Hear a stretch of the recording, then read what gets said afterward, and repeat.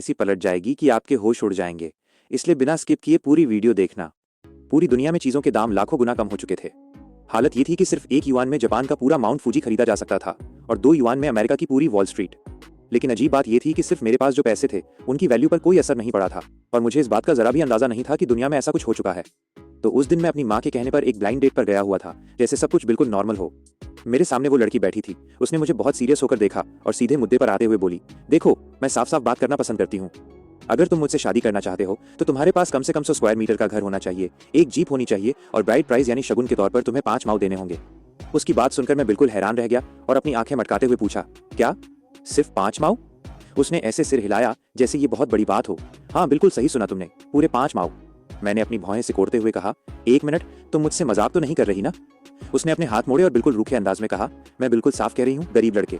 मुझे लगा कि शायद मुझे सुनने में कोई गड़बड़ हुई है, इसलिए मैंने अपना सिर हिलाया और कहा, नहीं मिस, मुझे लगता है मैंने ठीक से सुना नहीं। क्या तुम सच में 5 माऊ कह रही हो? वो अपनी जगह पर डटकर बैठ गई और मुझे घूरते हुए बोली, तुमने बिल्कुल सही सुना है, शगुन के पूरे 5 माऊ लगेंगे। अगर मुझसे शादी करनी है तो इससे 1 सेंट भी कम नहीं होगा। मैं बस उसे देखता ही रह गया। तभी वो आगे बोली, मुझे पता है कि मैं जो मांग रही हूँ वो बहुत ज्यादा है, लेकिन मेरे माता पिता ने मुझे पालने पोसने में बहुत मेहनत की है। अब मेरे दिमाग में उल्टी गिनती शुरू हो चुकी थी। मैं सोच रहा था, रुको, क्या सच में शादी का शगुन सिर्फ 5 माऊ है? कहीं ये लड़की अंदर से कोई छुपी हुई अरबपति तो नहीं है? तभी अनजाने में मेरे मुंह से निकल गया, तुम कोई बहुत बड़ी बिजनेसमैन या टाइकून तो नहीं हो ना? ये सुनते ही वो मुझ पर भड़क गई और चिल्लाकर बोली, क्या बकवास कर रहे हो? अगर तुम्हारी औकात नहीं है तो सीधे सीधे मना कर दो, बात खत्म। फिर उसने हवा में हाथ हिलाते हुए कहा, खैर तुम चिंता मत करो, मैं तुम्हारा कोई फायदा नहीं उठाऊंगी।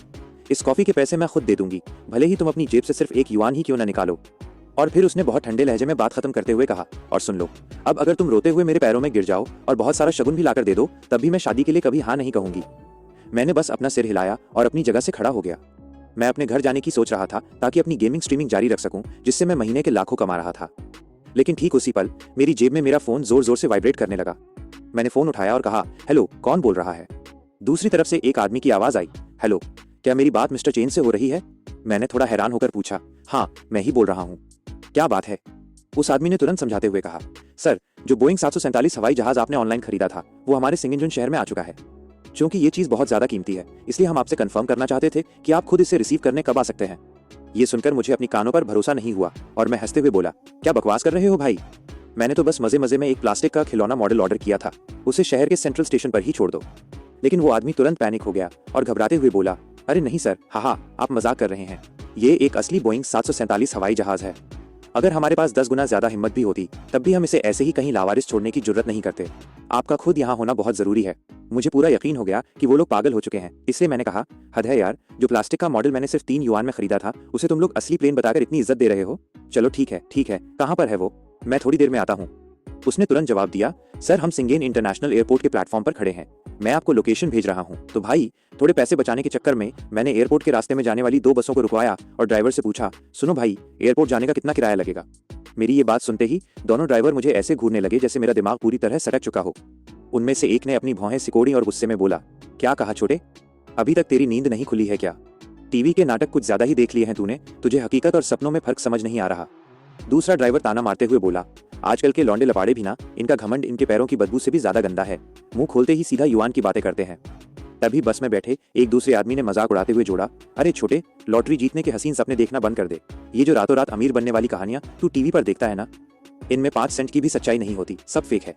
पीछे से एक और आवाज आई, सही बात है, इससे अच्छा तो ये होगा कि तुम मन लगाकर पढ़ाई करो और कोई ऐसी नौकरी ढूंढो जहां तुम महीने के कुछ सेंट्स कमा सको। अगर तुम उतना भी कमा पाए ना तो समझो तुम्हारे पूर्वजों की आत्मा को शांति मिल जाएगी। अब जैसे जैसे मैं उन सब की बातें सुन रहा था, मेरा दिमाग और ज्यादा चकराता जा रहा था। मैं सोच रहा था, आखिर आज इन लोगों को हो क्या गया है? उस ब्लाइंड डेट वाली लड़की के लिए शादी का शगुन सिर्फ 5 माऊ था और यहाँ मैं बस का किराया बचाने की सोच रहा हूँ, तो ये लोग मुझे ऐसे नीची नजरों से देख रहे हैं जैसे मैंने कोई गुनाह कर दिया हो। मुझे थोड़ा गुस्सा आने लगा, खासकर तब जब सूट बूट पहने एक आदमी ने मुझे बड़े घमंड और नफरत से देखा और बोला, जरा अपने कपड़े तो देखो, रोड साइड पटरी से उठाए हुए इतने भद्दे कपड़े पहन रखे हैं। अगर हम तुम्हें कुछ युआन में बेच भी दें तब भी तुम्हारी इतनी औकात नहीं होगी। मैंने उसे घूरते हुए सीधे कहा, तुम खुद को समझते क्या हो बे? ये सुनते ही वो एरोगेंट होकर मुझ पर झपटा, मैं इस सिंघेन शहर का रखवाला हूँ, अगर तुम्हारे पास बस के किराए के पैसे नहीं है तो दफा हो जाओ यहाँ से। अब मेरे सब्र का बांध पूरी तरह टूट गया। मैंने उसकी आंखों में आंखें डालकर कहा, क्या तुम बीमार हो? बस का किराया पूछने में क्या बुराई है? और जब से कुछ युआन के बारे में पूछना कोई ऐसी बात हो गई कि तुम खुद को खुदा समझने लगे? मेरे मुंह से ये शब्द निकलने की देर थी कि पूरी बस में जैसे हंगामा मच गया। लोग चिल्लाने लगे, अरे सुना तुमने? इसने युआन कहा। दूसरा आदमी हंसते हुए बोला, लौंडे, सपने देखना अच्छी बात है, लेकिन सपनों को हकीकत समझने की भूल मत कर बैठना, ऐसे तो इंसान पागल हो जाता है। एक और बंदा मुंह बनाते हुए बोला, कुछ युआन? अगर ये लड़का इस वक्त अपनी जेब से एक युआन भी निकाल कर दिखा दे तो मैं ये पूरी की पूरी बस खा जाऊंगा। उस मोमेंट पर मैं बस वहां खड़ा रह गया। मुझे समझ नहीं आ रहा था कि मैं इन सब पर हंसूं या हैरान हूं। मुझे जरा भी अंदाजा नहीं था कि पैसों को लेकर मेरी जो सोच थी वो पूरी दुनिया में पहले ही उलट पुलट हो चुकी है। मैंने देखा कि वो पूरा का पूरा ग्रुप मुझ पर हावी होने की कोशिश कर रहा था और वो सूट वाला आदमी इस पूरे ड्रामे का मजा ले रहा था। उसका सीना चौड़ा हो गया था और उसके चेहरे पर एक गंदी सी सुपीरियरिटी आ गई थी। उसने अपनी जीभ कड़काई और बोला, धत तेरी की, अभी मुंह का दूध भी नहीं सूखा है इसका और अपनी औकात भूल कर बातें कर रहा है। वो तो अच्छा हुआ कि आज अंकल अपनी लग्जरी कार नहीं लाए क्योंकि वो मेंटेनेंस के लिए गई है, वरना क्या तू इस खटारा बस में चढ़ पाता?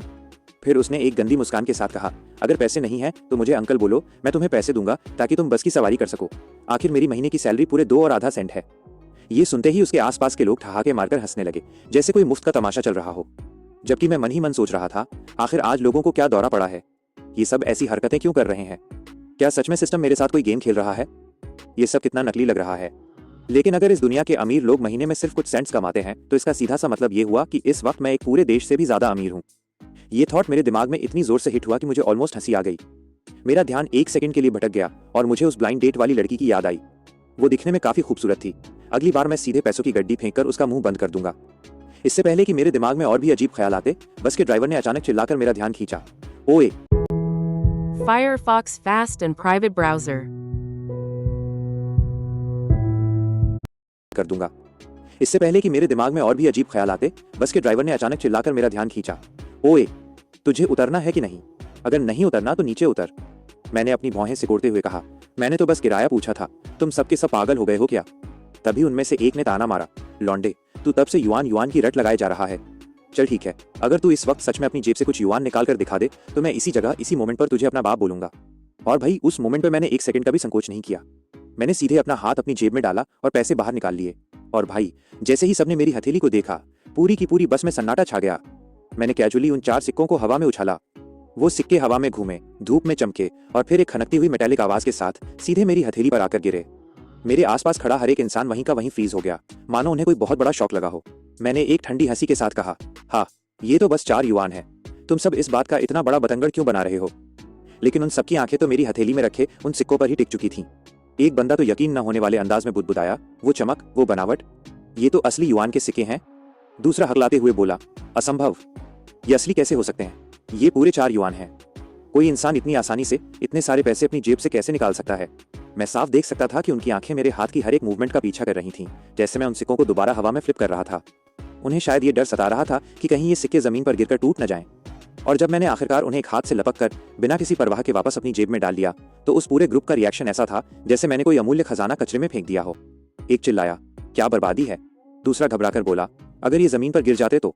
कोई तो यहाँ तक चिल्ला पड़ा, अगर मेरा ऐसा बेटा होता तो मैं उसका गला घोंट देता।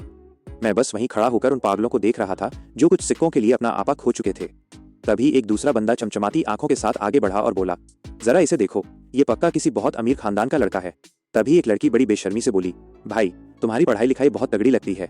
वैसे मैं अपने स्कूल की ब्यूटी हूँ, भले ही मुझे इसके बदले कुछ सेंट्स ही क्यों ना मिले, मैं अभी भी बिल्कुल वर्जिन हूँ। मैं उन्हें ऐसे देखने लगा जैसे वो पागल खाने से भागे हों और अपने मुंह में ही बुदबुदाया, क्या सपने देख रही हो? साफ दिख रहा है कि तुम दिमाग से हिली हुई हो। फिर मैंने अपना ध्यान वापस उस सूट वाले आदमी पर लगाया और बहुत ठंडे लहजे में कहा, क्यों भाई, तुम्ही ने तो कहा था ना कि अगर ये असली हुआ तो तुम मुझे उसी वक्त अपना बाप बोलोगे। मेरे ये शब्द जैसे ही उसे चुभे, उसका चेहरा एकदम पीला पड़ गया, मानो वो पूरी तरह होश खो बैठा हो। लेकिन जैसे ही उसकी नजर दोबारा मेरी जेब पर गई, मुझे उसके एक्सप्रेशन में तुरंत एक बदलाव दिखा। उसकी शर्मिंदगी झटके से प्योर लालच में बदल गई, मानो उसके दिमाग में कोई बहुत बड़ा आइडिया आया हो।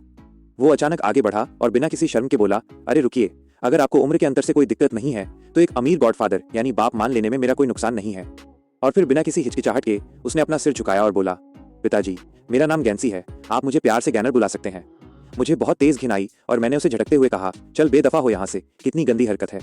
और इन सनकी लोगों को देखकर मुझे अब एक बात का पूरा यकीन हो चुका था, दुनिया में चीजों के दाम सच में पूरी तरह गिर चुके हैं, जिसका मतलब ये था कि इस वक्त मैं एक पूरे देश से भी ज्यादा अमीर इंसान था। और जैसे ही मुझे इस हकीकत का एहसास हुआ, मेरे दिमाग में अचानक एक और ख्याल आया, अगर ल्यू रोयान को पता चल जाए कि मैं इतना बड़ा टाइकून बन चुका हूँ तो क्या वो सीधे मेरी बाहों में नहीं कूद जाएगी? हाँ बिल्कुल, आखिरकार जो प्लेन का मॉडल मैंने खरीदा था वो उसके छोटे भाई के बर्थडे का गिफ्ट ही तो था। मैं उस प्लान को खराब नहीं कर सकता था। तो बिना और ज्यादा टाइम वेस्ट किए मैंने तुरंत एयरपोर्ट के लिए टैक्सी पकड़ी। मैं रास्ते भर ल्यू रोयान के बारे में सोच रहा था, जो मेरी यूनिवर्सिटी की गॉडेस थी और जिसके पीछे मैं पिछले 3 साल से लगातार भाग रहा था। उसका छोटा भाई भी हमेशा मेरी मदद करता था, इसलिए मैं भी उस पर हमेशा दिल खोलकर पैसे खर्च करता था। कुछ ही देर बाद मैंने टैक्सी का दरवाजा खोला और एयरपोर्ट की लॉबी में कदम रखा। मैं उस कस्टमर सर्विस वाले नंबर पर कॉल करने ही वाला था जिसने सुबह मुझे फोन किया था कि तभी अचानक मेरे फोन की घंटी बज उठी। जब मैंने स्क्रीन पर देखा तो वो उसी का फोन था, लियू रुओयान। मेरे अंदर एक्साइटमेंट की एक लहर दौड़ गई और मैंने सोचा ये तो एकदम परफेक्ट है, अब मैं उसे आखिरकार दिखा सकता हूँ कि मैं इस वक्त क्या चीज़ हूँ। तो मैंने कॉल उठाया और बड़े उत्साह से कहा, हेलो बेब, मैंने शाओवे की बर्थडे का गिफ्ट तैयार कर लिया है, तुम कहाँ हो? लेकिन दूसरी तरफ से उसकी एकदम रूखी और ठंडी आवाज़ आई, मुझे बेब मत बुलाओ, मैं प्लेटफॉर्म पर हूँ, यहाँ आओ, मुझे तुमसे कुछ कहना है। मैं 1 सेकंड के लिए रुका और फिर जवाब दिया, अरे मैं भी तो सिंगेन एयरपोर्ट पर ही हूँ, बताओ क्या बात है। वो थोड़ी इंपेशेंट होकर बोली, तुम भी एयरपोर्ट पर हो? तो फिर जाओ और किसी वेटर को ढूंढो और उससे कहो कि वो तुम्हें हेलीपैड तक ले जाए।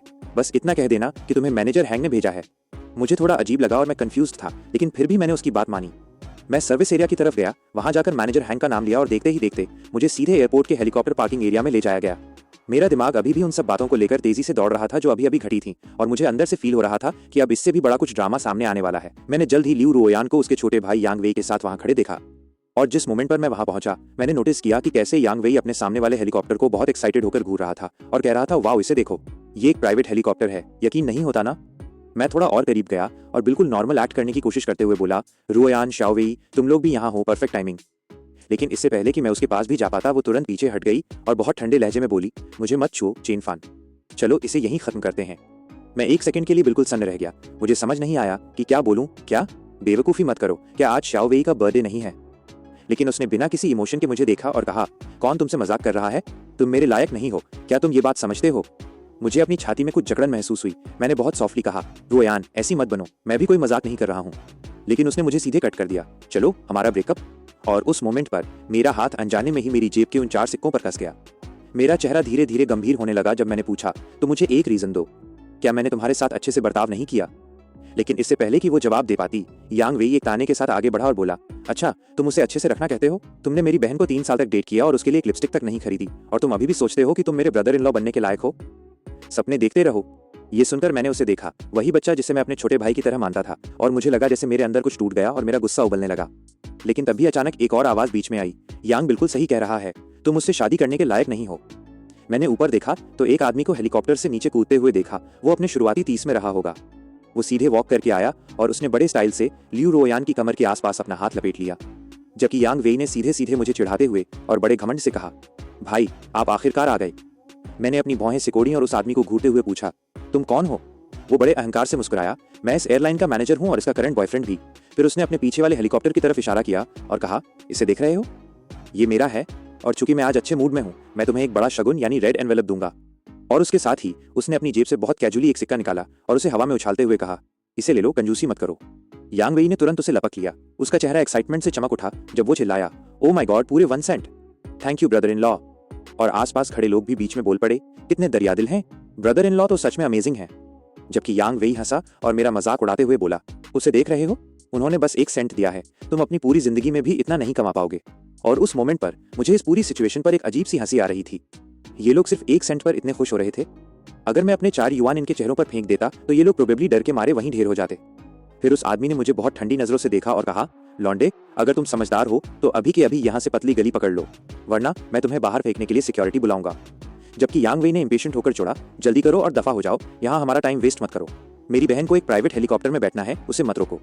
जब मैंने जोकरों के इस पूरे ग्रुप को देखा तो मेरी आंखों में एक हल्की सी चमक कौंधी।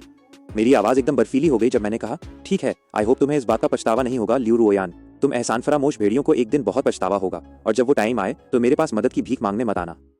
लेकिन यांग वेई तुरंत हंसा, तुम्हारे आगे भीख मांगे, तुम्हारी इस पैथेटिक लूजर लाइफ के साथ? और वो आदमी बड़े घमंड से मुस्कुराया और बोला, ध्यान से सुनो, मैं एक पूरी कंपनी का मालिक हूँ, ये रॉबिन्सन R44 हेलीकॉप्टर पूरे 3 युआन का है, मेरे पैर का एक बाल भी तुम्हारी कमर से ज्यादा मोटा है, तुम मुझसे कम्पीट करने के लिए क्या यूज करने जा रहे हो? और जब वो बोल रहा था उसने मजे मजे में लियू रुओयान का चेहरा भी भींचा, जबकि मैंने एक ठंडी हंसी छोड़ी और कहा, तुम किस बात पर हंस रहे हो?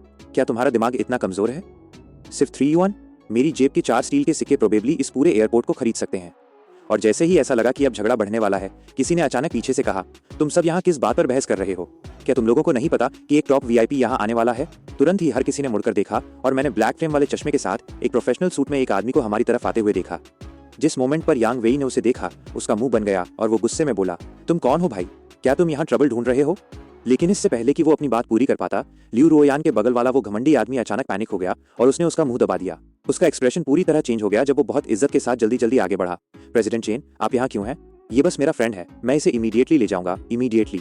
और उसी आदमी को देखकर जो कुछ ही सेकंड पहले खुद को खुदा समझ रहा था, अचानक एक गुलाम की तरह बन गया। यहाँ तक कि लियू रुओयान की नजरें भी बदलने लगीं। जैसे कि उस नए आदमी का एक सिंगल सेंटेंस उसके बॉयफ्रेंड जैसे इंसान को अपनी दुम दबाकर भागने पर मजबूर कर सकता था। मैं उसकी आंखों में चल रही कैलकुलेशन को साफ देख सकता था। इस इंसान की क्या पहचान है? यहाँ तक कि साल में 1 युआन कमाने वाला भी इससे इतना डरता है। क्या इसकी वर्थ 50 या 100 है? अगर मैं इसके करीब जा सकूं तो मुझे उस आदमी का चेहरा फिर कभी नहीं देखना पड़ेगा। और जैसे ही वो घमंडी लड़का लियू रुओयान को खींचकर वहां से जाने की तैयारी कर रहा था, मैंने खुद को प्रेसिडेंट चेन को एक अजीब से जाने पहचाने एहसास के साथ घूरते हुए पाया। इससे पहले कि मैं खुद को रोक पाता, मैंने कहा, हे वैसे प्रेसिडेंट चेन, आपकी आवाज बहुत जानी पहचानी लग रही है। क्या हम पहले कहीं मिले हैं? और जिस मोमेंट पर वो शब्द मेरे मुंह से निकले, हमारे आसपास की हवा जैसे बिल्कुल जम गई। उस घमंडी आदमी का चेहरा ऐसे पीला पड़ गया जैसे उसकी आत्मा उसके शरीर से निकल गई हो, और वो पैनिक में आगे बढ़ा, मुझे टाइटली पकड़ते हुए फुसफुसाया, ये क्या बकवास कर रहे हो? मैनेजर चेन का तुम जैसे किसी ऐरे गहरे इंसान से क्या लेना देना हो सकता है? लेकिन प्रेसिडेंट चेन ने बस उन्हें शांति से देखा। उनका लहजा भले ही थोड़ा सुस्त था, पर बहुत तीखा था जब उन्होंने कहा, क्या हुआ? क्या तुम डर रहे हो कि मैं कुछ कह दूंगा? और जैसे ही उन्होंने अपनी बात खत्म की, उस आदमी के चेहरे के एक्सप्रेशंस और भी खराब हो गए, मानो सब कुछ पूरी तरह से कंट्रोल से बाहर होने वाला था। भले ही वो आदमी अभी भी खुद को स्टेटस वाला दिखाने की कोशिश कर रहा था, पर मैं उसकी आंखों में रेंगता हुआ पैनिक साफ देख सकता था, क्योंकि वो सिचुएशन को कंट्रोल करने की पूरी कोशिश कर रहा था। फिर उसने मेरी तरफ देखा और दबी आवाज में बोला, ठीक है, क्या तुम मुझसे कुछ पैसे ऐंठने का ये मौका नहीं छोड़ना चाहते? मैं तुमसे वादा करता हूँ, एक बार जब हम बाहर चलेंगे तो मैं तुम्हें पूरे 50 सेंट्स दूंगा। और ये कहने के बाद उसने प्रेसिडेंट चेन का हाथ पकड़ लिया, उन्हें वहां से खींचने की कोशिश की, लेकिन वो किसी भारी चट्टान की तरह थे जो टस से मस नहीं हुए। तो उसने अपने दांत भींचे और धीरे से जोड़ा, पूरा 1 सेंट। मैं तुम्हें 1 सेंट दूंगा, ये बहुत बड़ी रकम है, ये मेरी आधे महीने की कमाई है, इतने लालची मत बनो। और जैसे ही वो सिक्योरिटी को बुलाने वाला था, प्रेसिडेंट चेन अचानक ऐसे फ्रीज हो गए जैसे उनके दिमाग की बत्ती जली हो, उनकी आंखें फटी की फटी रह गईं और उनकी छाती तेजी से ऊपर नीचे होने लगी। और तभी उन्हें बिजली की तरह हकीकत का एहसास हुआ, ये तो वही है। क्या ये वही आवाज नहीं है जो आज सुबह फोन पर थी? जिसका मतलब था मैं ही वो इंसान था। और उन्होंने खुद को शांत करने के लिए एक गहरी सांस ली और अचानक चिल्लाए, हाथ छोड़ो, जिसने उस घमंडी लड़के को इतना डरा दिया कि वो तुरंत पीछे हट गया। और जैसे ही प्रेसिडेंट चेन मेरी तरफ बढ़े, वही आदमी साफ तौर पर नर्वस हो गया और बोलने की कोशिश करने लगा, मैनेजर चेन, ये लड़का। लेकिन प्रेसिडेंट चेन ने उसे पूरी तरह से इग्नोर कर दिया और कुछ ही कदमों में मेरे ठीक सामने आकर रुक गए। फिर उन्होंने पूरा 90 डिग्री झुककर बहुत इज्जत के साथ कहा, क्या मैं पूछ सकता हूँ, क्या आप ही मिस्टर चेन चुआन हैं? और उस पल में उस पूरी जगह पर बिल्कुल मौत जैसा सन्नाटा छा गया। लियू रुओयान और यांग वेई दोनों अपने मुंह फाड़े ऐसे खड़े रह गए जैसे उन्होंने कोई असंभव चीज देख ली हो। मैंने अपना सिर थोड़ा खुजलाया और कहा, हाँ मैं ही हूँ। फिर मैंने उन्हें थोड़ा और ध्यान से देखा और जोड़ा, ओह मुझे अब याद आया, आप वही डिलीवरी वाले भाई हैं ना जिसने आज सुबह मुझे फोन किया था। मेरे मुंह से ये शब्द निकलते ही उसके बगल वाला घमंडी आदमी ऑलमोस्ट अपना आपा खो बैठा और चिल्लाया, क्या तुम मरना चाहते हो? ये इनॉन ग्रुप के यंग मास्टर हैं, जनरल मैनेजर चेन। तुम किस डिलीवरी वाले की बकवास कर रहे हो? तभी भीड़ में से कोई और हैरान होकर बुदबुदाया, यंग मास्टर खुद पैकेजेस डिलीवर कर रहे हैं। क्या सर्विस इंडस्ट्री में आजकल इतना कंपटीशन बढ़ गया है? जबकि लियू रुओयान ने ना में अपना सिर हिलाया और जल्दी से बोली, आपको जरूर कोई गलतफहमी हुई है। ये बस एक गरीब लूजर है, जब ये मेरे साथ था तो एक लिपस्टिक तक नहीं खरीद सकता था। ये आपका इतना खास मेहमान कैसे हो सकता है? और यांग वेई ने इंपेशेंट होकर जोड़ा, मैनेजर चेन, बस इसे बाहर फेंकिए, इसे अपनी आंखें गंदी मत करने दीजिए। लेकिन इससे पहले कि कोई हिल भी पाता, प्रेसिडेंट चेन अचानक चिल्लाए, किसकी हिम्मत हुई उसे छूने की? उनकी आवाज में इतनी अथॉरिटी थी कि उसने तुरंत सबको अपनी जगह पर फ्रीज कर दिया। फिर उन्होंने दूर तरफ इशारा किया और कहा, अपनी आंखें खोलो और ध्यान से देखो। वो बोइंग 747 जो अभी अभी लैंड हुआ है, उसे पूरी तरह से मिस्टर चेन चुआन ने खरीदा है। जैसे ही सबने उनकी उंगली की डायरेक्शन में देखा, मैं देख सकता था कि उनके चेहरे एकदम पीले पड़ गए, क्योंकि वे धूप में चमकते हुए उस विशाल हवाई जहाज को घूर रहे थे, जिसके सामने वो हेलीकॉप्टर किसी खिलौने जैसा लग रहा था। कोई हकलाते हुए बोला, एक बोइंग 747? ये एक गॉड लेवल की मशीन है जिसकी कीमत पूरे 32 मिलियन है। अगर मैं तुम्हें बेच भी दूं, तब भी तुम इसके एक हिस्से के बराबर नहीं होगे। वो इसे कैसे अफोर्ड कर सकता है?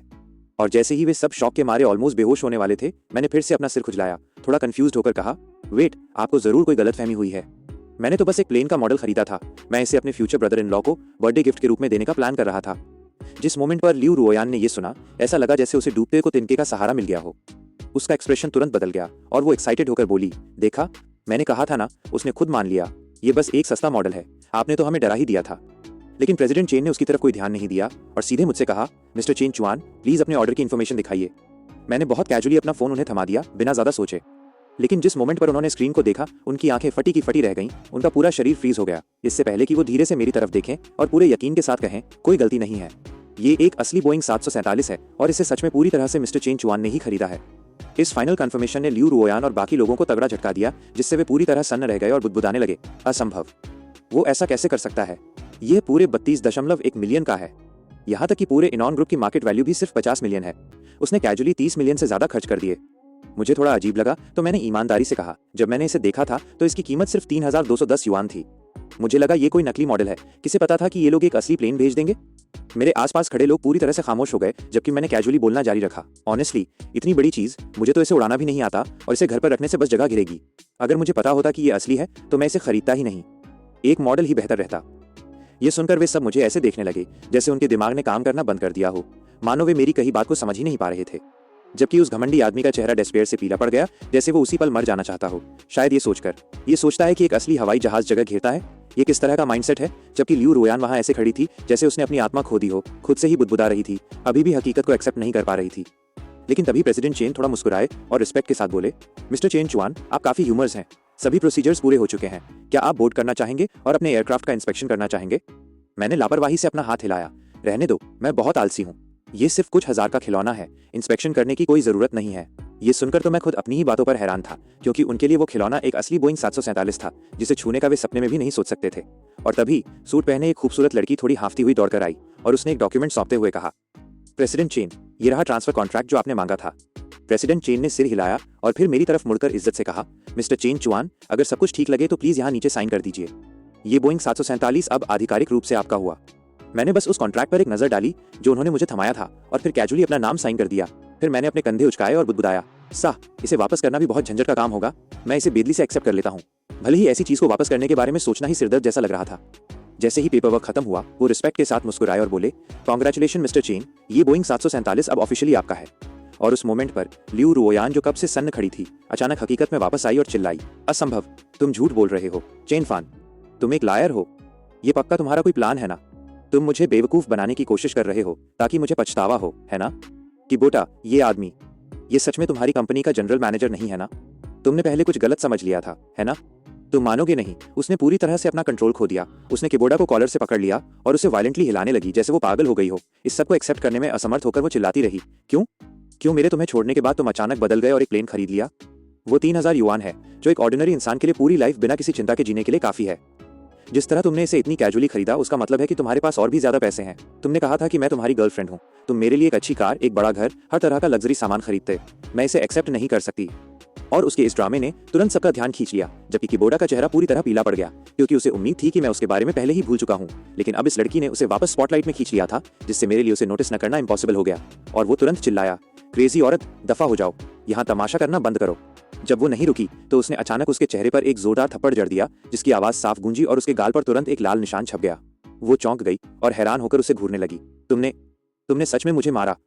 पर उसे कोई परवाह नहीं थी। उसने बहुत ठंडे लहजे में कहा, शट अप। अगर तुमने एक शब्द भी और कहा तो तुम्हें बहुत पछतावा होगा। फिर वो अजीब तरीके से भीड़ की तरफ मुड़ा, अपने हाथ रगड़ते हुए जबरदस्ती हंसा। सॉरी, इसके लिए ये अचानक पागल हो गई। मुझे डर था कि ये किसी को चोट न पहुंचा दे। सिक्योरिटी, इन लोगों को यहाँ से बाहर निकालो। ये सुनकर यांग वेई तुरंत पैनिक हो गया। उसका दिमाग दौड़ने लगा और वो खुद से ही बुदबुदाया, नहीं, ऐसा नहीं हो सकता। चेन फान अब इतना अमीर है, उसने एक बोइंग 747 भी खरीद लिया। अगर हम बस उससे पूछें तो न केवल हम यहाँ रुक सकते हैं, बल्कि हमें कॉकपिट में जाने का मौका भी मिल सकता है। शायद अगर हम उसे खुश कर दें तो मैं ब्राइट प्राइस के रूप में उस प्लेन को ही मांग सकता हूँ। और इसी डेस्परेट थॉट के साथ उसने अचानक अपनी हिम्मत जुटाई और मेरी तरफ भागा, मेरा हाथ पकड़कर भीख मांगने लगा। ब्रदर चेन, ये लोग मुझे और मेरी बहन को बाहर निकालना चाहते हैं, प्लीज हमारी मदद कीजिए। और जैसे ही उसने मुझे हिलाया, मेरा हाथ मेरी जेब से बाहर फिसल गया और ठीक उसी मोमेंट पर वो 4 सिक्के जेब से बाहर गिर गए और जमीन पर खनकने लगे। और तुरंत ही सब कुछ शांत हो गया। वक्त जैसे ठहर सा गया, क्योंकि हर एक आंख फर्श पर पड़े उन 4 चमकते सिक्कों पर टिक गई थी। उनकी सांसें ऑलमोस्ट थम गईं जब कोई फुसफुसाया, वो चमक, ये असली सिक्के हैं, पूरे 4 युआन। वो सच में उन्हें अपनी जेब में लेकर घूम रहा था। और एक और आवाज कांपी, अपने पास इतनी वेल्थ लेकर घूमना, एक असली गॉड ऑफ वेल्थ ऐसा ही दिखता है। जबकि यांग वेई ने लाल आंखों से उन सिक्कों को घूरा, उसका लालच पूरी तरह से सामने आ गया था। मुंह से लार टपकने ही वाली थी जब वो बुदबुदाया, पैसा, ये सच में पैसा है, उस तरह का एक युआन का सिक्का जो आप सिर्फ टीवी पर देखते हैं।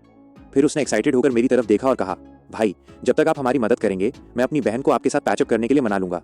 सच में, कम ऑन, बस जल्दी से उससे माफी मांग लीजिए। ये 4 युआन, वैसे भी आप इनका क्या करने वाले हैं? क्योंकि आप मेरी बहन को पसंद करते हैं, बस इन 4 युआन को ब्राइट प्राइस के रूप में दे दीजिए और मैं आप लोगों के पैचअप के लिए मान जाऊंगा। कैसा रहेगा?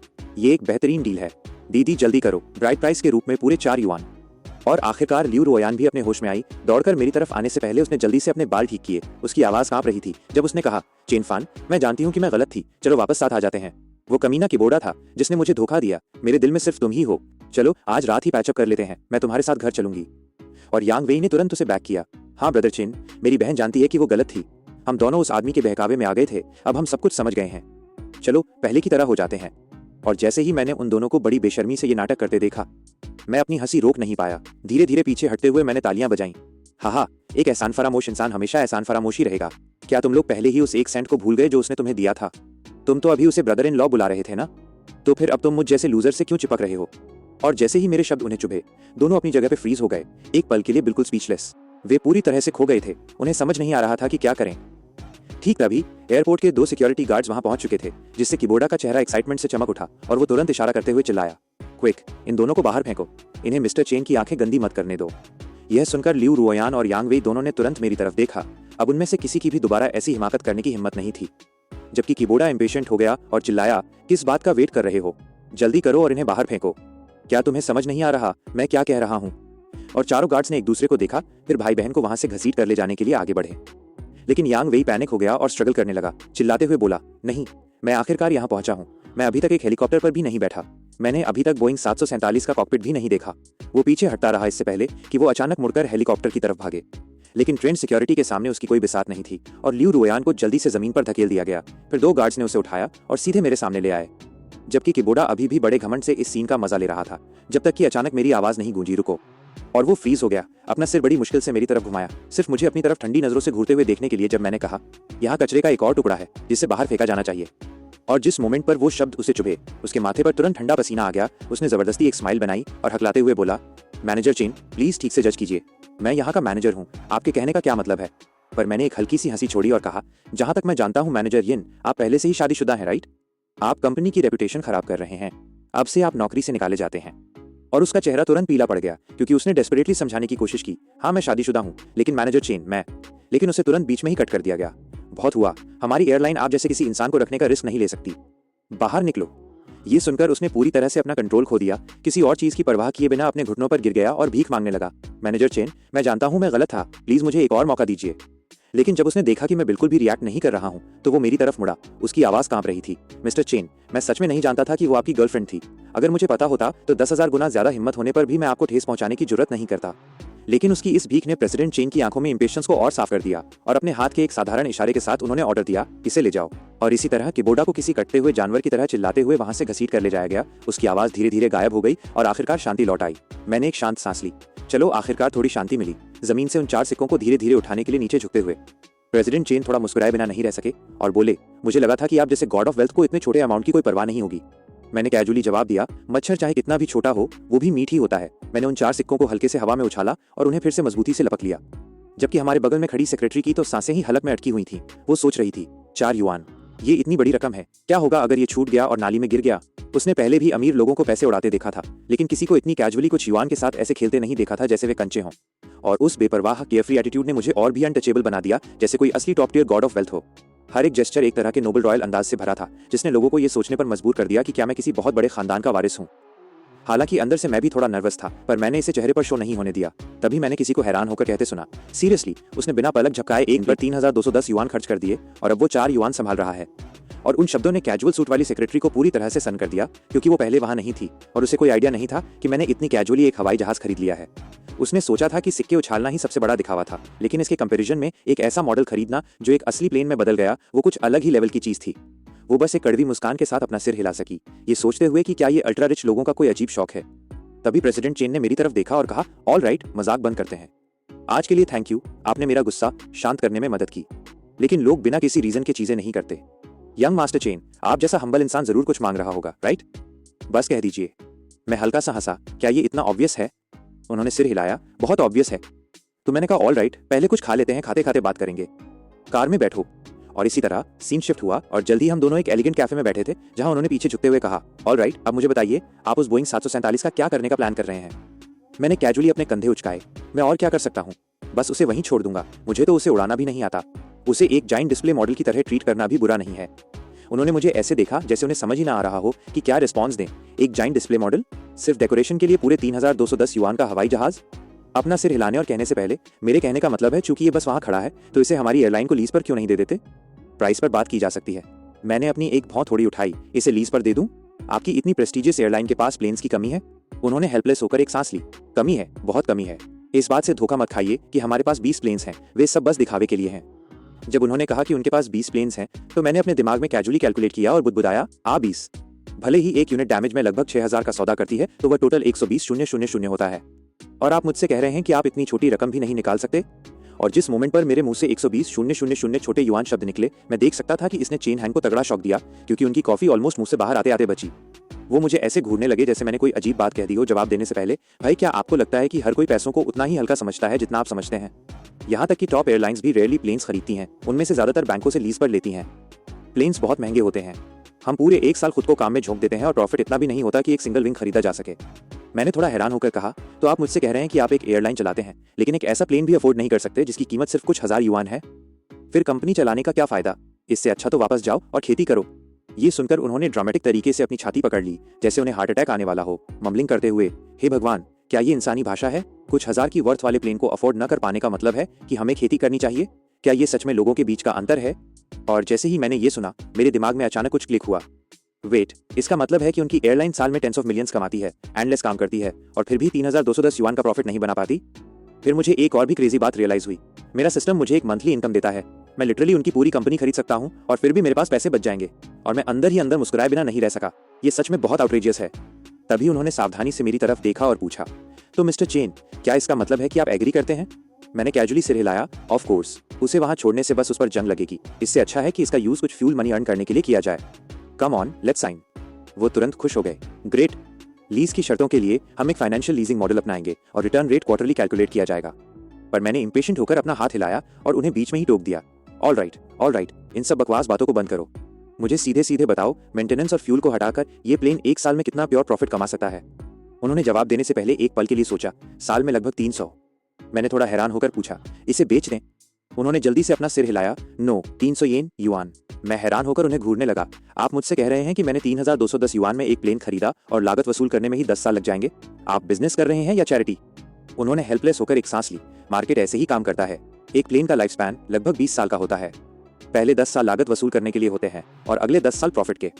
इसे पहले से ही एक हाई रिटर्न प्रोजेक्ट माना जाता है। मैंने अपना सिर थोड़ा हिलाया। रहने दो, भले ही छोटा मीट हो, पर है तो मीट ही, राइट? फिर मैं पीछे झुका और कैजुअली कहा, चलो चीजों को कॉम्प्लिकेट नहीं करते। आपने कहा साल में 300, राइट? तो बस अगले 20 सालों के लिए मुझे हर महीने 25 युआन ट्रांसफर कर देना। उस दौरान आप प्लेन का जैसे चाहे वैसे यूज कर सकते हैं। इसे एक थैंक यू समझो। वो 1 सेकंड के लिए फ्रीज हो गए, ऑलमोस्ट असमर्थ ये विश्वास करने में जो उन्होंने अभी अभी सुना था। ये बस इतना ही? कोई कोलैटरल नहीं, कोई गारंटी नहीं? 25 एक महीना? क्या ये बेसिकली एक शेयर्ड साइकिल रेंट पर लेने जैसा नहीं है? मैंने उन्हें शांति से देखा और कहा, तो आप इसे कर रहे हैं या नहीं? वो तुरंत एक्साइटेड होकर सिर हिलाए। हम इसे कर रहे हैं, चलिए अभी साइन करते हैं। और 1 सेकंड भी वेस्ट किए बिना उन्होंने रिस्पेक्ट के साथ मुझे कॉन्ट्रैक्ट थमा दिया। साइन करने के बाद वो खुलकर मुस्कुराए और बोले, मिस्टर चेन, आपके साथ बिजनेस करके खुशी हुई। अगर फ्यूचर में आपके पास ऐसा कोई भी छोटा सौदा हो तो प्लीज मुझसे कॉन्टैक्ट जरूर कीजिएगा।